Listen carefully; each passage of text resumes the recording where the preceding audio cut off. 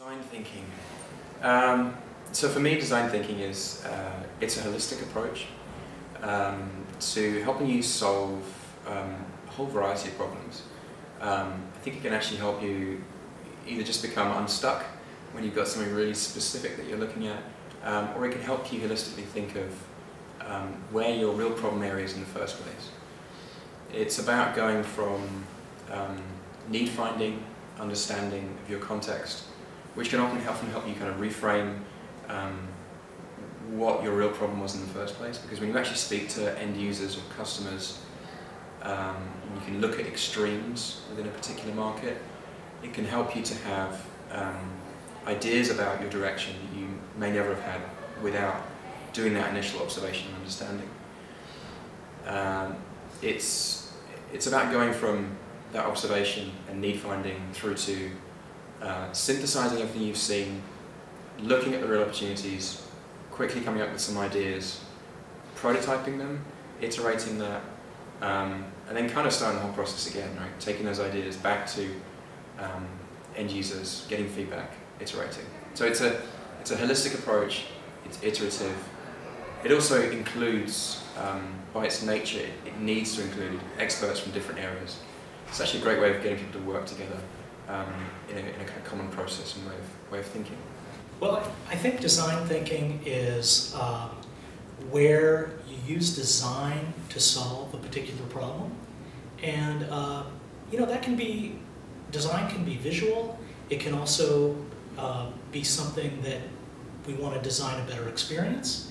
And so it's really, the use of good design and design thinking is really about solving a business problem. Well, I mean, I think our perspective here at Jump is that design is hugely important, but it's not everything. It's not the end-all, be-all. So we certainly appreciate the lessons you can learn from design, and it's basically 1/3 of how we approach all of our problems. But we also bring in a lot of influences from studying cultures through anthropology, social science, ethnographic research, and then, of course, this huge emphasis on business as well. It's one thing to understand someone's needs and come up with a creative solution to address that, but then at the end of the day, you need to execute. And so actually come up with a business model, a plan to make money and get something done. And so we have a lot of designers here on staff, but we also have people with anthropology backgrounds, people with chemistry backgrounds, lawyers, doctors, people with MBAs, and very often multiple degrees. So someone who studied design but then got an MBA. So they can bring all of those different influences together in one head and basically attack the problem in what we call, as opposed to design thinking, but a hybrid thinking style. I think design thinking and design in general means to me a process in which you look at the world again and figure out where you can improve it. So it's not simply looking at the obvious problems, but understanding people and objects and spaces and asking yourself, if we could recreate this all over again without any of the underlying issues and ideas we had before, how do you recreate it? And that's really exciting to me because that means that there's an opportunity. So for me, my practice as a designer, it has basically meant the solving of complex challenges and whatever we need to deploy to resolve those. So it could be anything from an interface to a strategy to a service.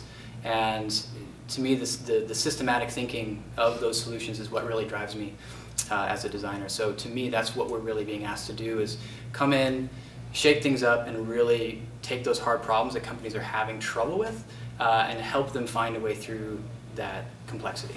So design for me is a business solving tool, first and foremost. So it's much more than aesthetics, it's much more than visuals, it's much more than sort of the superficial side that we think of design. Certainly that's a part of it. But we like to think of design as our #1 tool to solve critical business problems, whether it be a challenge in the marketplace, a way to effectively market a brand more compelling. But we rely on it as a tool first and foremost. And I think there's a big difference between design and art, design thinking and art. Art is much more subjective than design is.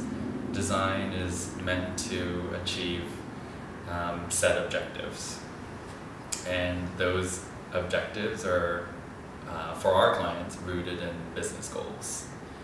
And so there's a big difference between what you would get from a design exercise versus a artistic exercise.